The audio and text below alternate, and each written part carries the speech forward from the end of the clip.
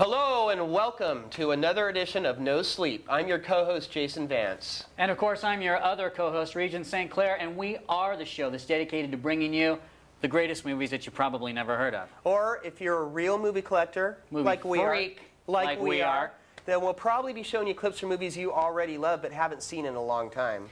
And as usual, we'll be spanning the globe to show you what the infamous, the famous, and what you at home love in the world of cinema. Because you know, there are just so many secret, buried cinematic treasures out there waiting to be uncovered if you dig deep enough, like Regent and I do, because we are video archaeologists. And of course, the theme of today's show is Men Without Hats.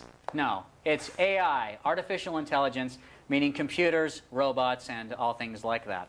And my first choice for today is the infamous movie, The Stepford Wives. Now, the reason I chose this is because it's almost become part of American vocabulary, The Stepford Wives, and it's been unavailable on video for over a decade. It's just been re-released in an awesome newly mastered print, thanks to Acre Bay Home Video. Definitely. And this movie features Catherine Ross, Paula Prentice, and Mary Stuart Masterson in their film debut. Mary Stuart Masterson is like 8 years old. And like, where are you, Mary? We miss you. Come back.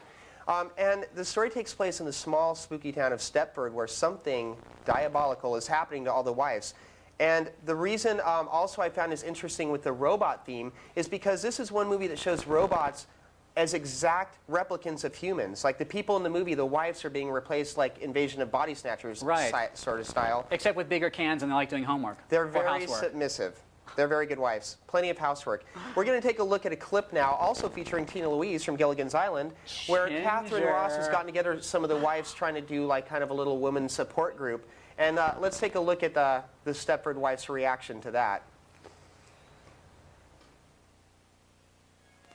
It took me so long to get the upstairs floor to shine. I didn't have any time to bake.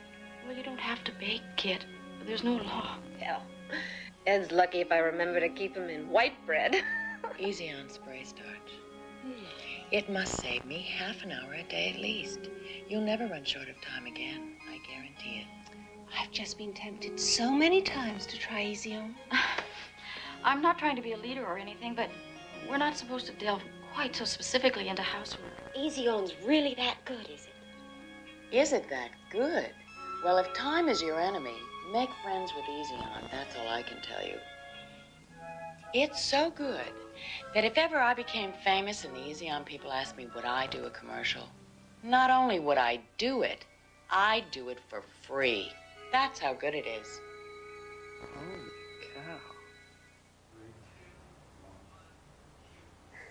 cow. You gotta love that. Tina Louise, Ginger from Gilligan's Island. That's scary. Now, it's worth it just for that. But the great thing about this film is that it's very seriously dealing with this idea of humans being interchangeable with robots. Instead of the clunky Robbie the Robot thing, these chicks look pretty good, no? And you know what? The story still stands up really well. But the hilarious thing in this movie is the style and the fashions. Like, how about those hairdos? These chicks are wearing clothes that got a lapel shaped like a hang glider, you know?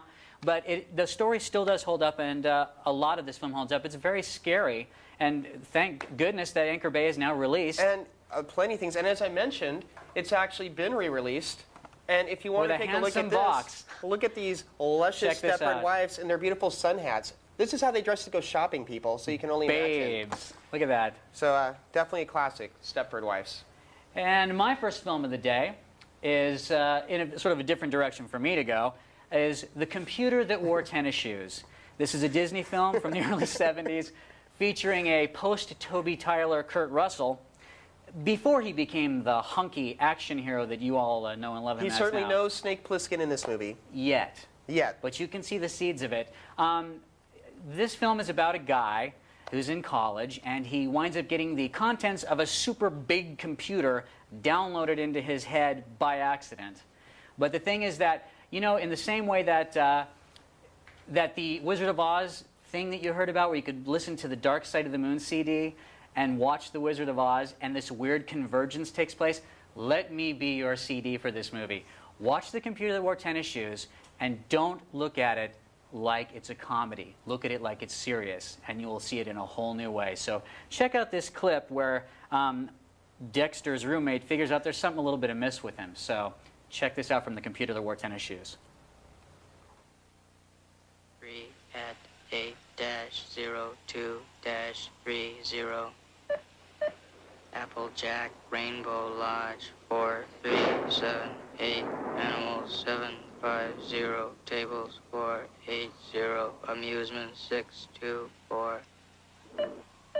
Applejack, Pompey Palace, 4379. Huh? Dexter, you okay? Yeah. You wake me up to ask me if I was okay. No, you were beeping. Burping? No, beeping. Oh, that's good.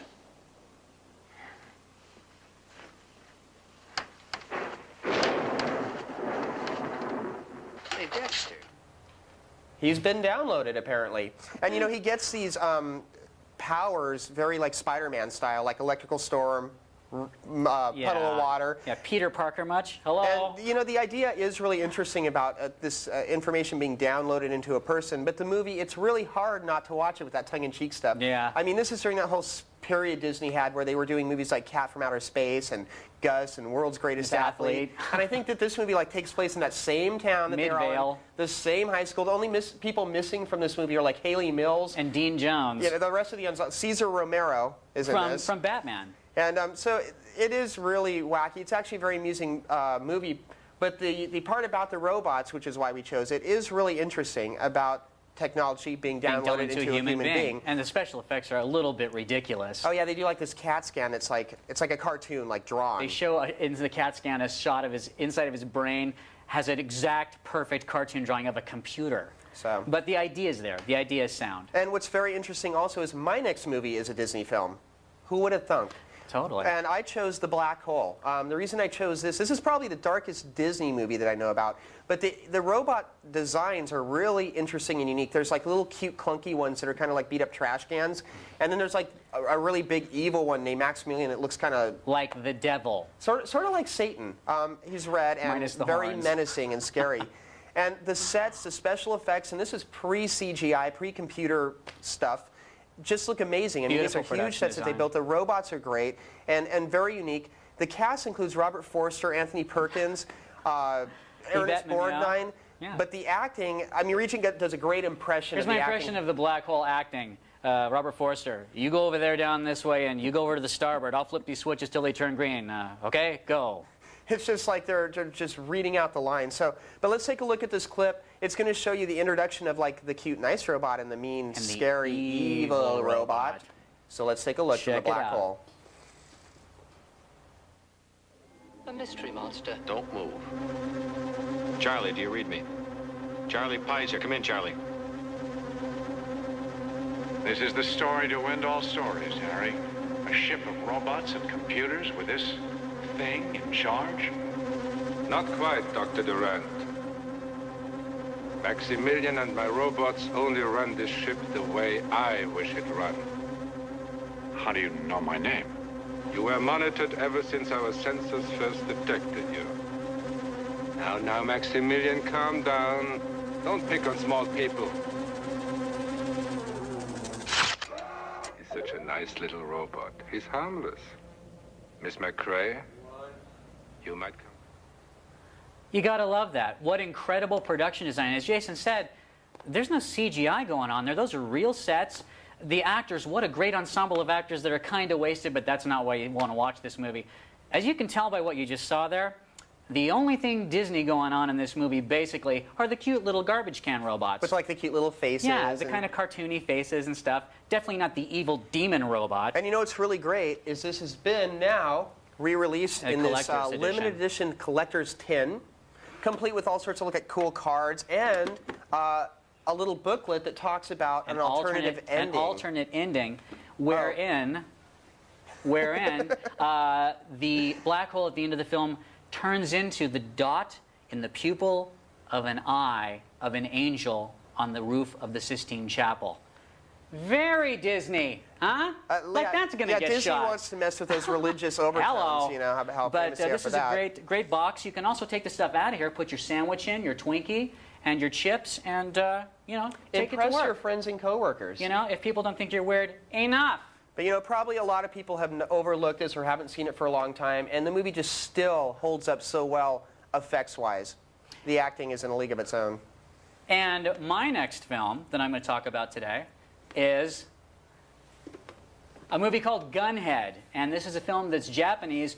For many years, Jason and I only had bootleg copies of it, which had all the Anglo people in it speaking English and all the Japanese people speaking Japanese. Does this matter? Absolutely not. This movie is amazing.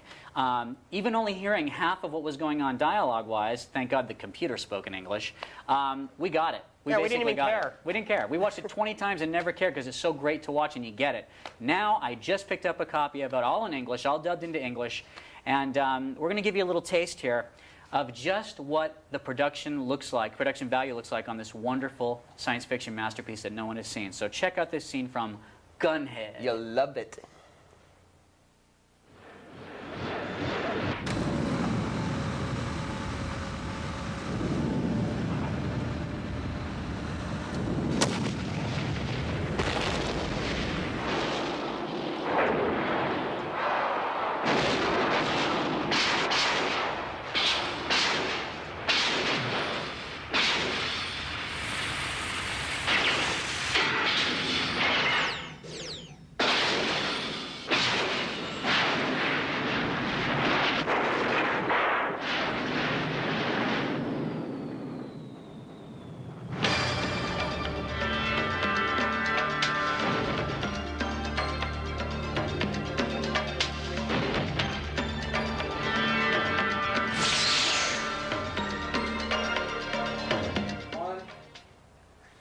Pretty incredible stuff. And you know, this movie is like 8 or 10 years old, and it doesn't look it. Not at all. I mean, the things that they built, they've actually built huge mechanical, sort of like, you know, the scene in Aliens where Ripley's walking around in the huge robotic thing suit. Battling the Queen. I mean, there's lots of stuff like that in this.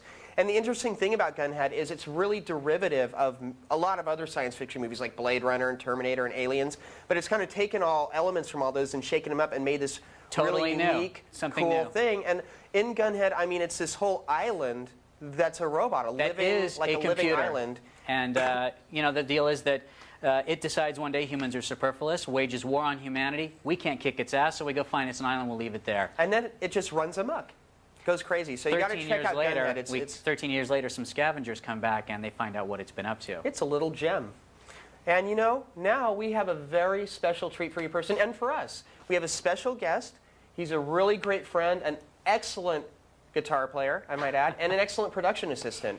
He's actually been at here for every episode of No Sleep, but behind the camera. So we want to welcome our great friend Fernao. Come on down, Fernao. Welcome, Fernao. How are you? Good to see you on this side. All righty. On this end of the camera. And we had talked about doing this episode, and Fernao's a huge movie lover, like we are. So he had a movie that he liked a lot with robots. Once they told me about the topics, I thought right away about Westworld, because I remember I saw this movie when I was a little kid, and it scared the hell out of me. You know, I was like, until I saw Star Wars, I thought every robot was kind of evil. And Fernao, how scared were you? No sleep. Did it make you get no sleep? No sleep.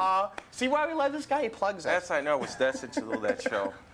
And it takes actually a place on an amusement park, which there's like a bunch of people. You don't really know who is who until you look at their hands.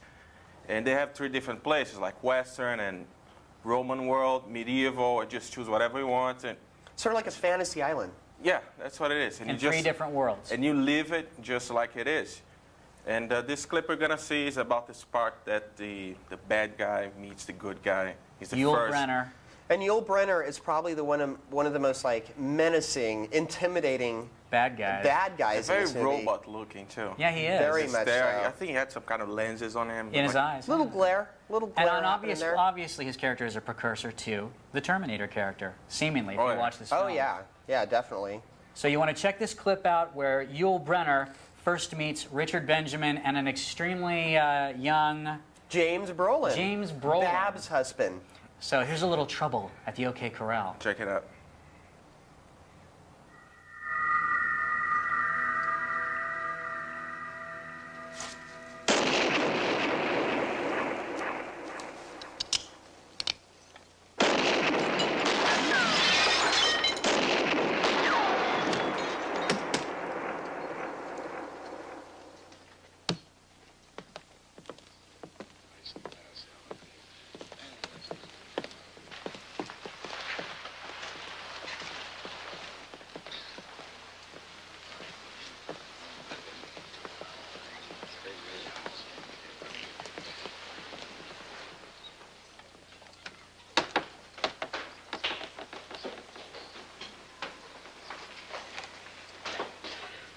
realistic. I'll grab a hand key.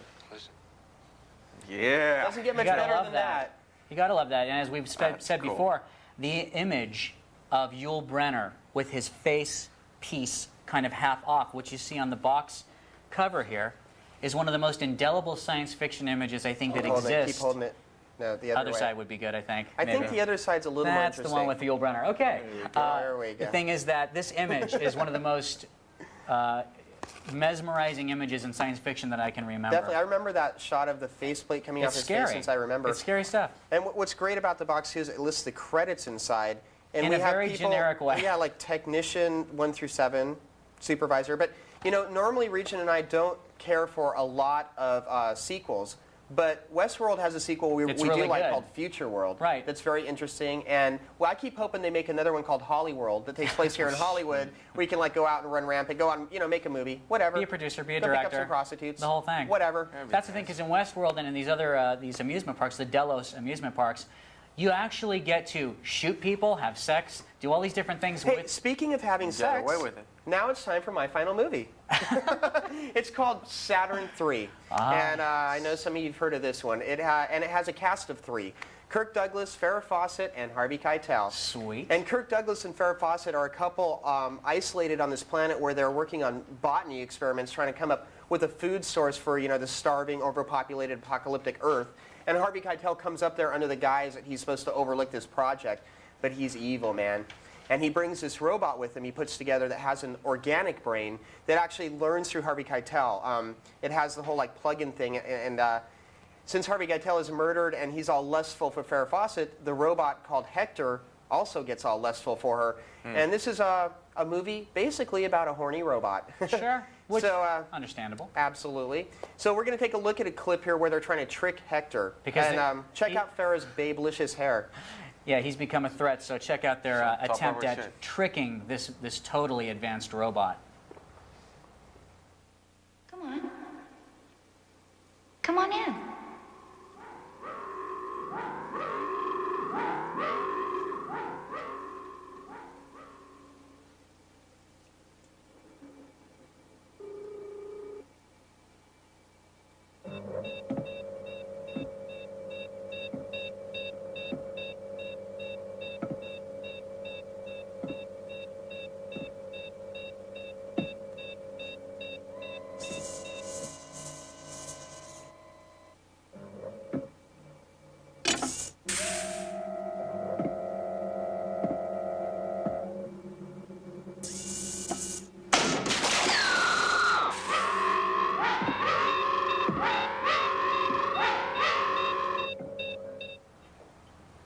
Well, there you go. And of course, you know, Jason and I, we love the horny robot genre as a genre unto itself.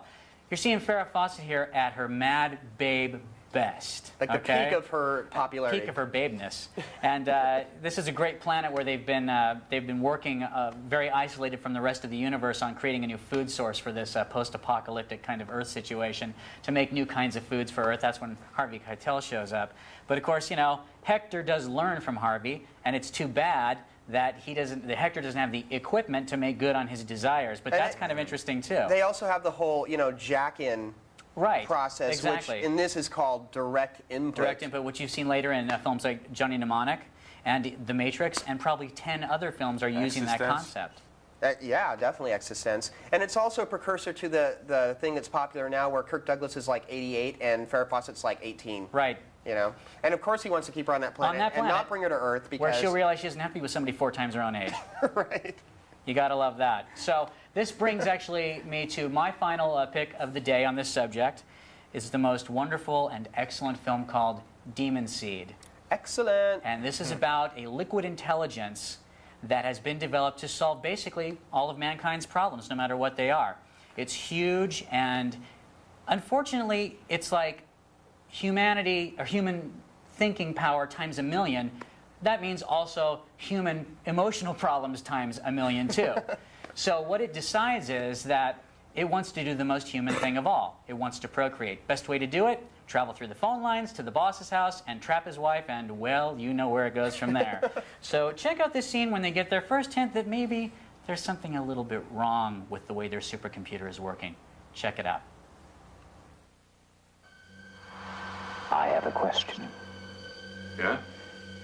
I have received a request for a program to extract ores and minerals from the ocean floor. Yeah. For what use is such a plan? Use? I don't understand. Why does man need metal from the sea? Why?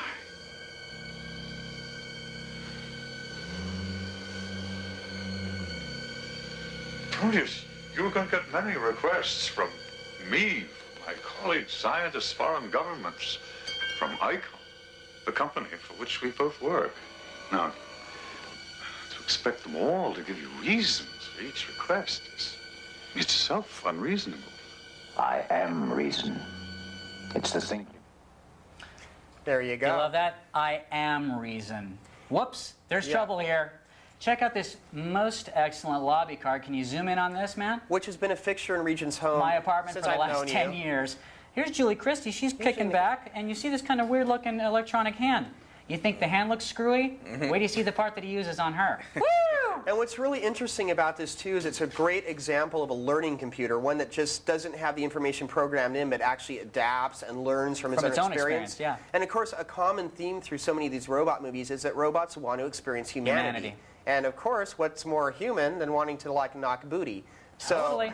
And also, it shows kind of a peek into the glimpse of how everything is run electronically, and that's why this robot is able to get into his house, control everything, kind of like the whole Y2K scare meets rape. I don't know. And nowadays, all that stuff seems so more possible. Absolutely. When that was done, like, that was not going to happen. Well, it seemed very futuristic, now, you never know. There's been things in this movie that have actually happened. So come to pass. The house is totally electronic. But that end scene with her and him, no remake needed. Yeah.